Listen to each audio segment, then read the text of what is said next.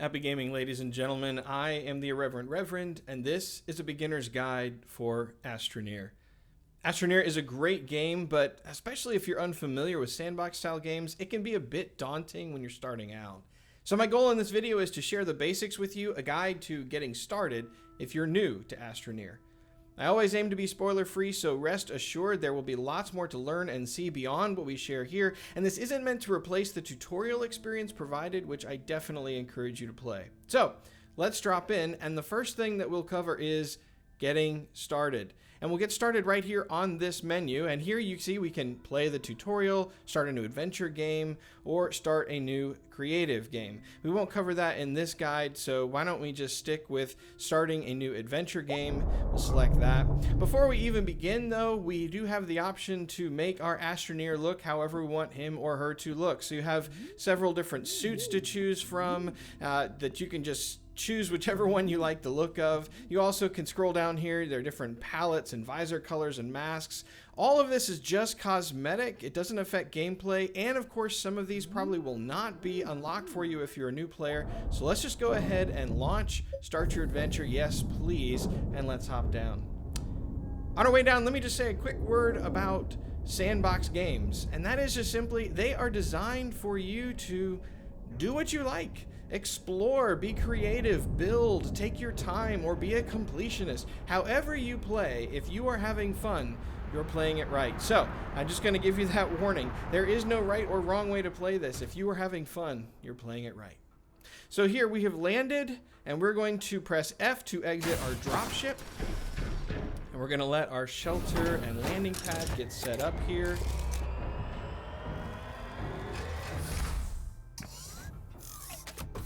Well, welcome to the planet Silva, the starter planet in Astroneer. And so now we're going to talk about staying alive. Why staying alive? Well, I want to climb that mountain. I want to traverse that forest. There's so much to do, and in order to do it all, well, I've got to stay alive in order to do that. So as we walk away from our base, the first thing that can kill you in this game is running out of oxygen.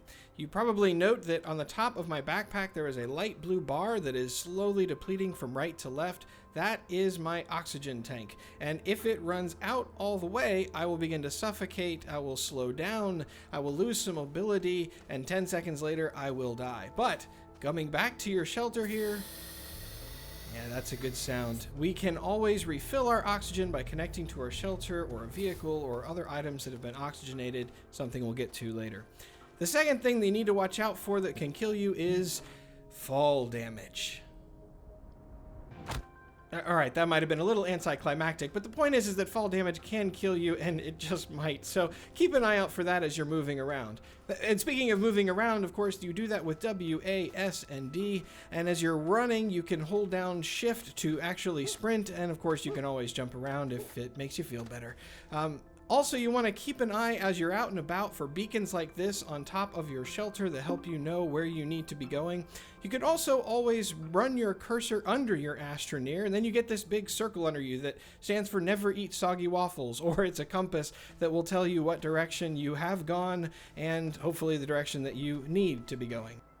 And the last thing we need to cover that can kill you are the plants. There are defensive plants and aggressive plants, and so you need to watch out for them. We're not really going to cover that in this video, but it's worth noting, at the very least, don't go around hugging every plant that you see.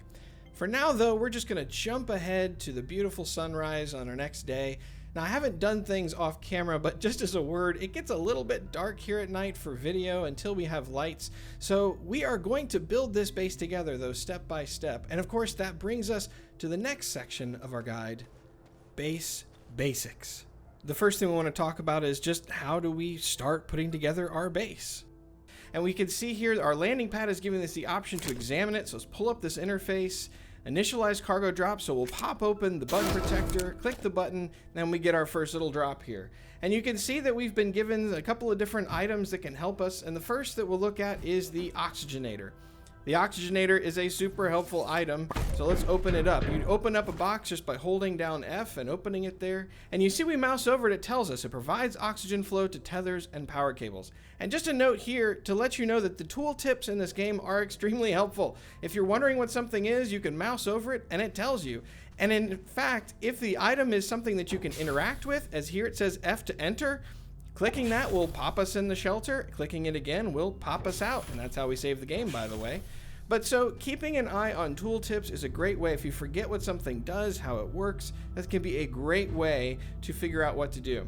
Now, something I want to show you here with this is we're going to go ahead and just open up this platform here that we got. And I want to put the oxygenator on it because it tells us that it provides oxygen to whatever it is connected to. And look, I'm out here, I'm untethered, I'm losing oxygen, but if I put this oxygenator on this platform and click it down onto it, note that I am now receiving oxygen from this platform because the oxygenator is providing a small amount of power and oxygen to it. So that is how the oxygenator works. Whatever is connected to vehicles, platforms, or a base, which is why we're going to plop it right here in the shelter spot for the oxygenator, so that as we build our base out, the items that are connected to the base will be oxygenated and we can get our oxygen. All right, the next thing we want to do is grab this medium printer here. You've seen me unbox some things on the ground, but you can also click them down on the platforms that you want to use them on and unbox them there like so. And that will just save you a step a lot of times. Doesn't really make a difference. But now we want to clean this up a little bit. Let's go ahead and move this around to our liking so we can pick this up and move it around. We also can use the default C and V keys to spin items around, twist them, get them in the right orientation that we want. And you can also turn and adjust the items that are on platforms by using the same C and V keys.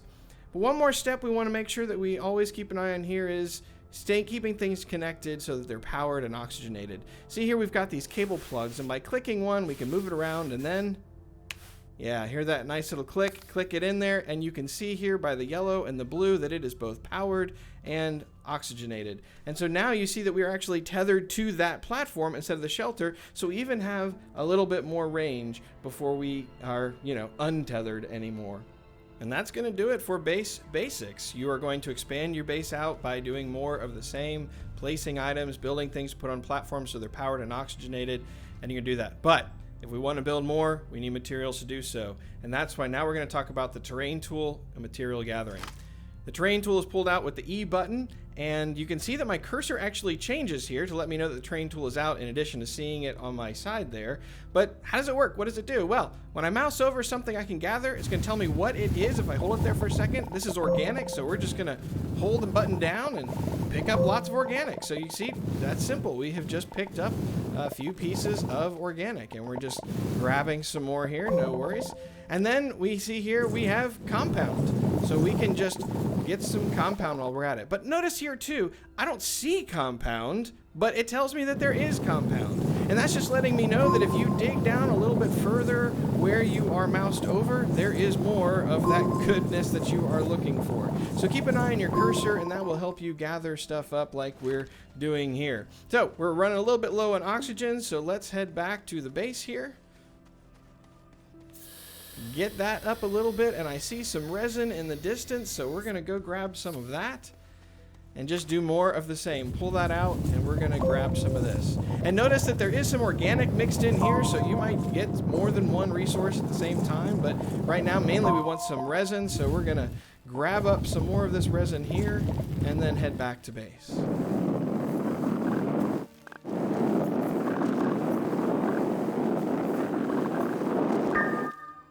Alright, so we've gathered some resin to go with our organic and compound, and those are just a few of the resources that we will be gathering through the game. In fact, there are so many, it's good to know that here in the Astropedia, which is pulled up with that handy little rocket icon in the main menu, we have different quick help guides, including this one on resources. Now this first screen are the natural resources. The ones that I have highlighted and marked here are the ones that you'll find on every planet. Not all of them are found on every planet, so you'll need to go searching for some of them. There's also these refined resources, which are the resources that we refine the natural ones into. For example, carbon here is created by refining organic that we gathered earlier. There's also the gases, these atmospheric resources. We won't really cover those in this very first guide, but know that they're there. And there are the composite resources, and these are the ones that we create by combining other resources, which is something you will do more and more of as you progress through the game for these specialized items. Note also that all of these resources have unique icons next to them, and that's one of the ways that the game often uses shorthand to let you know what it's asking for or what's being stored. So keep an eye out those, and you might start to learn some of the more commonly used ones, and that can be really helpful. That's going to do it for the terrain tool and material gathering section. And so what we're going to do now is, well, wait for another sunrise so that we can talk about our next section, which is building and production. So we have gathered some resources and we want to take them and make them into something. We want to expand our base, create things that will help us get around and stay alive longer. And so for that, we're going to use the 4 printers that are in the game. The first of which is handily on your backpack. And so right here at the bottom of your backpack, you see those blue arrows and the item down there. Those are the different things we can make. As we cycle through with either the arrow keys on our keyboard or by clicking those buttons there, you see that it is pulling the resource that is needed to make what you want. So this is a small printer that we're going to make, so we go ahead and just print that, and if there's empty space in our backpack, it puts it right in there for us. We also want to make a tether bundle, so we're going to pull that up and go ahead and get that printing. And while that's going, note also that this is depleting the power source of our backpack, so we need to recharge, which we do simply by reconnecting to our tethered shelter there, which will give us not only oxygen but also power when we need it. Now the backpack printer is just one of 4. There's also a small printer, large printer, and here is our medium printer. And in the same way, but with a different interface, you see it's showing us all of the things that we can currently make, the materials needed to make it, and what it will look like. So we're going to go ahead and start crafting this large platform A, and as it's going, well, really we're wrapped up with building and production, so let's talk about our next section, which is exploring the world. Because we want to go farther than we can right now. Right now, we probably feel just a little bit, in a negative sense, tethered to our base. And so as we stand longingly looking out at the horizon, watching our oxygen deplete, we remember that we have made this little tether bundle here, which is 11 of these little items that just pressing T will drop them on the ground, like so. Now, this is not exactly helpful for us right now, but let's pick this back up, move a little bit closer to our base, drop it there instead, and look, we are connected to the oxygen of our base and have a new tether point that we can walk out from. And as we walk away or even sprint away from our base, we can just drop another one of these as soon as it disconnects and it will automatically connect. Now, sometimes you go a little too far, that's okay, just pick it up, move it in range, it will connect, and here you are, far away from the base, connected to your oxygen and your power for a lot more exploration and fun. Now, as the game continues, you won't need to always use tethers to get around. In fact, when you want to go farther away in the world, you can eventually build vehicles, or when you want to go to even other planets, you'll be able to build some shuttles. And maybe where you want to go isn't just out and about, but is also down. These cave systems are where you'll find some of the other resources and some new biomes. And so you can utilize the tethers to get down there, both to keep your sense of direction and know how to get back out, and trust me, you will be thankful for the lights that come on all of the tethers as well when you're down in cave systems. Now, as we wrap up the Exploring the World section, let me just remind you about the oxygenator, a very important item that we talked about in the base basics earlier. Lots of items like the shelter we're heading towards or vehicles will provide your Astroneer with oxygen if you're tethered to them directly, but in order to push oxygen down a tether line, you need to have an oxygenator connected to that item. So as we have that here, that's how we can build that tether line and go out from there. All right, so we've built this platform here, but we want to build more stuff than just oxygenators and platforms. So now we're going to talk about unlocking new stuff with research. So as we shared earlier, you will have 4 printers throughout the game, and that's how you make things. So by clicking this medium printer here, we are reminded of what items we can make with it, what resources are needed to make the items, and see a hologram of said item. We also printed this small printer earlier from our backpack printer, and the same thing. If we select this, we can cycle through the different things we can make with a hologram representation of what we will make and what we need to do it. but we want to be able to make more stuff. So here's another handy item for you to know about, and that is your research catalog. This is pulled up with the tab button, and it is broken down by the different printers. So for example, right now you can see there's 4 buttons on the top. We're looking at the backpack printer, but there's also the small printer, and there is the medium printer, and of course the large printer. And by selecting these, we see all of the different items that we can or will soon be able to make with that. For example, this, the large printer, is unlocked, but this, the smelting furnace, both pink and showing us a cost of 250 bytes, is something that we have to unlock in order to use. Now you can see there, we do see it takes 1 compound and 2 resins, so we can plan ahead not just for the bytes, but also for the resources needed to make the next thing. But we really want to make that smelting furnace so we can start refining resources. So how do we get bytes? Well, that's why we talked about exploring the world, because guess what? As you're out exploring, you will find these research samples like so. Hold down F to scan it, and you gain bytes just by consuming it as you're out in the wild. Or you can pick them up, throw them in your backpack, and take them back to the base with you. And why would you do that? Well, because we have an option to build something that we can build right off from the start called the research chamber. And the research chamber, as you see, it takes 1 resin and 2 compound to build. So we're going to go ahead and get our medium printer putting that together for us and get a platform ready for it. But the research center essentially does more in-depth research than you're capable of doing out in the wild. So when you grab those small pieces and bring them back, once we have a research chamber built, we can put it in there and get even more than those 20 bytes we got for scanning it. There are also larger items like this one here that as we mouse over it, we see that it is compatible with the research chamber. And so we want to pick this up and take it back to our base as well. And quick word on picking things up, you just click them with your cursor and then you can move them around like so. Or if you press F, it will bring it to you and then you can move around with it. Now these tier 2 items, these item sizes are things that you can in fact still run around with a little bit. They don't slow you down too bad, but you can also always pick them up, move them around, different ways of doing so. Some of the larger items will slow you down a bit more, like you can see here, but for now we're just going to set this down so when the research chamber is ready. Well, speaking of, yeah, let's speed that up a bit. When the research chamber is ready, we can actually research this item.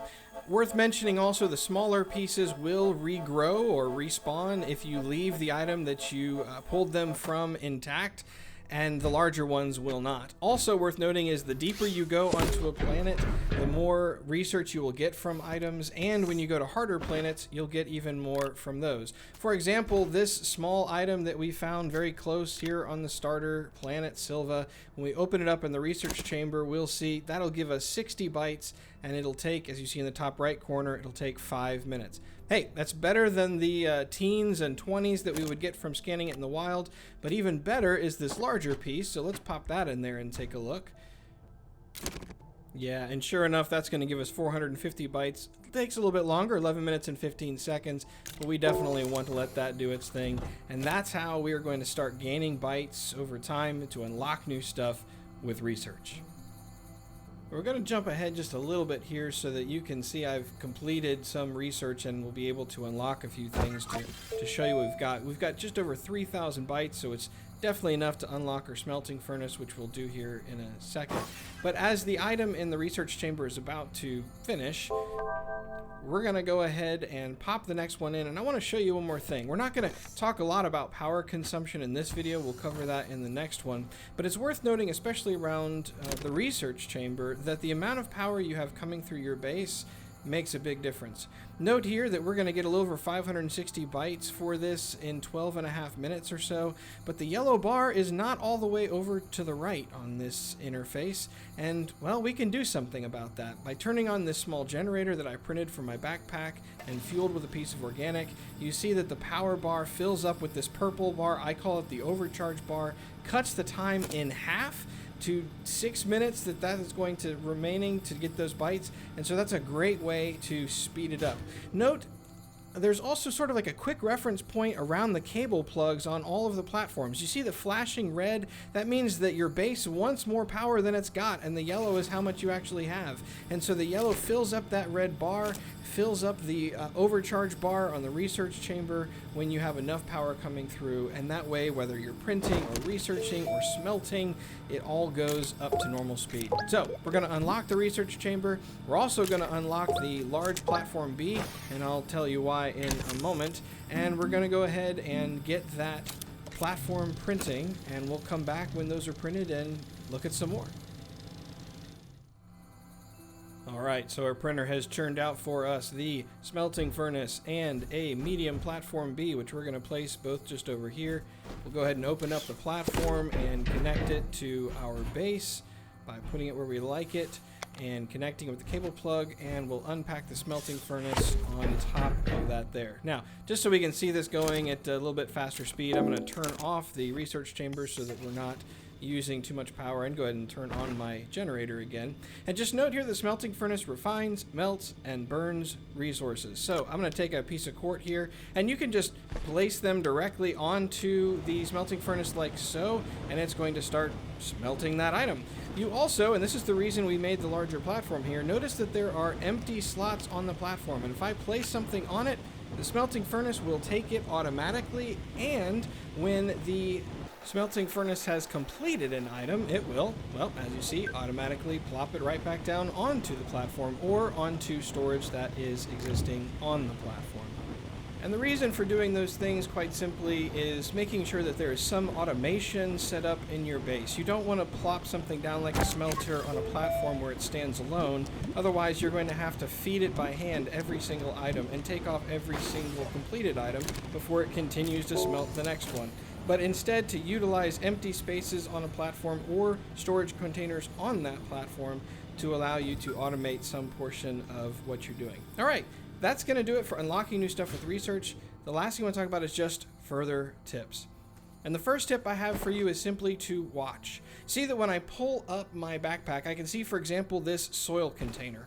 And the soil container, I see when I look at it, both when I pull up my backpack and without, that I've got this green light, the soil is full, and that means that I can use my terrain tool to add terrain.